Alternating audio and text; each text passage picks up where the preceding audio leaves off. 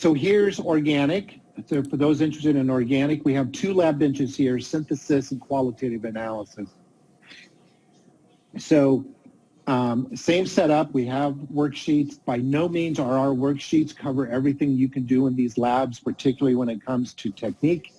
But the goal here is synthetic targets. If I want to make a certain product, how do I make it? How do I get there? And so what we have here on the chalkboard is we have these different named reactions like Diels-Alder, aldol, Grignard, and by selecting one of these, what you're doing is selecting a set of starting materials. So if I pick esterification, I picked a set of starting materials, but that doesn't mean that I have to do an esterification reaction. I can pick 0, 1, or 2 of my starting materials. So if I come over here, I'll add this alcohol, I'll add this acid. I can do 0, 1, or 2, any combination, and we'll have an outcome. I can pick none or one of these solvents, so ether, ethanol, or water. I'm not going to pick one in this case. I drag my round bottom out here, and then I can pick any of these reagents. So notice that I don't have to necessarily pick my sulfuric acid to do esterification. I can go pick something else, and we're going to have an outcome.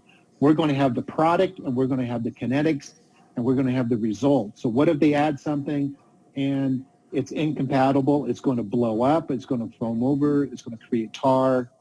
And so we have all of those kinds of synthetic outcomes and their kinetics.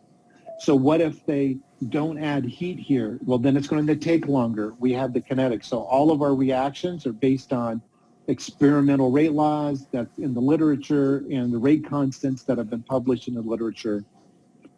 So in this case, you know, maybe I want to add heat, but maybe the student says, oh, I just need to add heat. That's what it says in the book, add heat, but they don't realize that they have to add a condenser. And so maybe they'll start this reaction and they'll think, oh, everything's going great. Look, I'm making a product already. I'm doing good. Here's my TLC. I'm going to go measure TLC. Wow, I'm making product. Here's my starting materials. I'm going to go a little bit more. And then boom, I wait too long. I build up pressure and I blow up my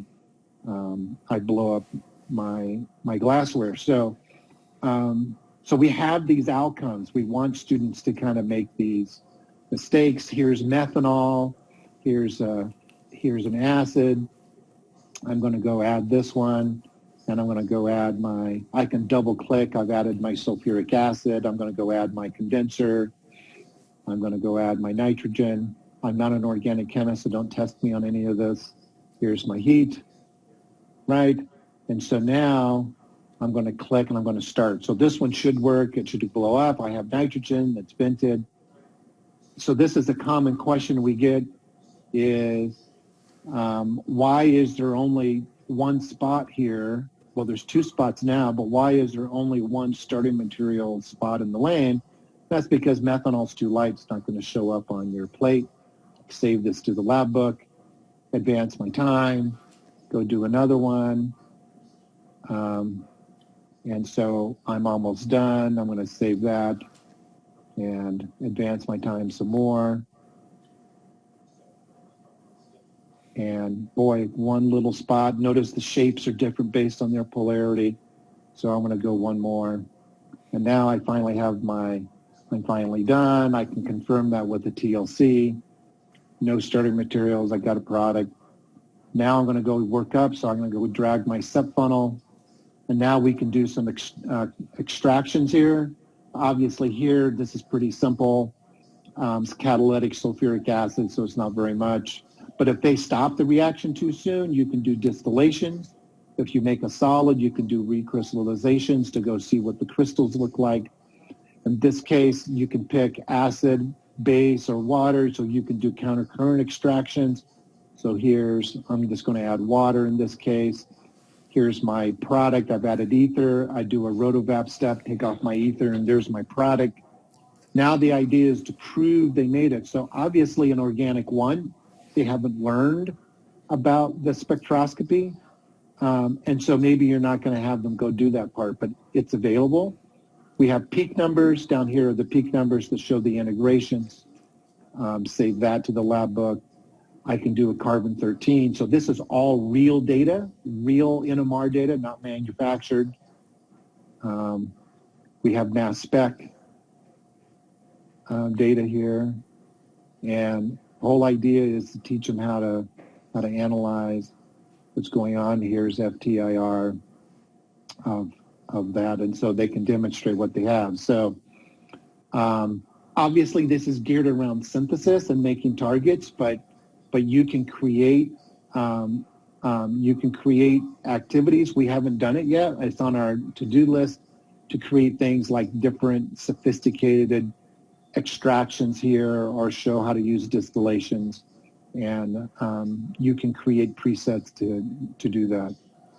So qualitative analysis is, the idea here is to identify what you have. So what we have here are compounds with different functional groups, and what you're seeing here are knowns, so the students can practice. So it's the same idea. Have them do it so they know, so they can see what's going on, and then test them that they really know it and they just haven't memorized. So I know that we have used this as a lab exam in the past. So instead of just having them kind of regurgitate their procedures and their whys, we actually have them go do a qual here as a lab exam, or do a synthesis as a lab quiz or a lab exam.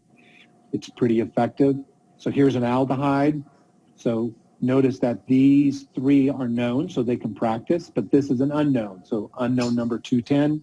So again, we have in the instructor manual, we have a key, shows you what these are. Each student will only get the same unknown on the same computer, so they can't just cycle through until they get an easy one. They get what they get. So here's an unknown, boiling point, carbon-hydrogen analysis. Then they can take an aliquot, and now they can do any or all of these chemical tests. So Jones oxidation, show a real picture or a real video of the outcome, if it's positive or negative, so they can learn, what they have here based on the chemical tests. And then, again, they can go do their NMR, FTIR, and everything else to go decide what they have. So this is a pretty powerful way to really go put real spectra into use to really identify what's there. We also have the ability to do, again, these, you notice that we've always had numbered unknowns, which are kind of fixed because they're kind of easy to use, but we also have random unknowns. So I can click here on aldehyde and notice that I have an unknown now. So it's one of my, I can't remember, 25 different aldehydes that we have, 30 aldehydes, but this time it doesn't have an unknown number. So they would go through, do their analysis, then they would go to their lab book, click report, put in the name of their compound, and then it shows them what the actual answer is, and they'd come over here, save the file, and then lab book number 2, save that file, and then they can upload that, and then what they would do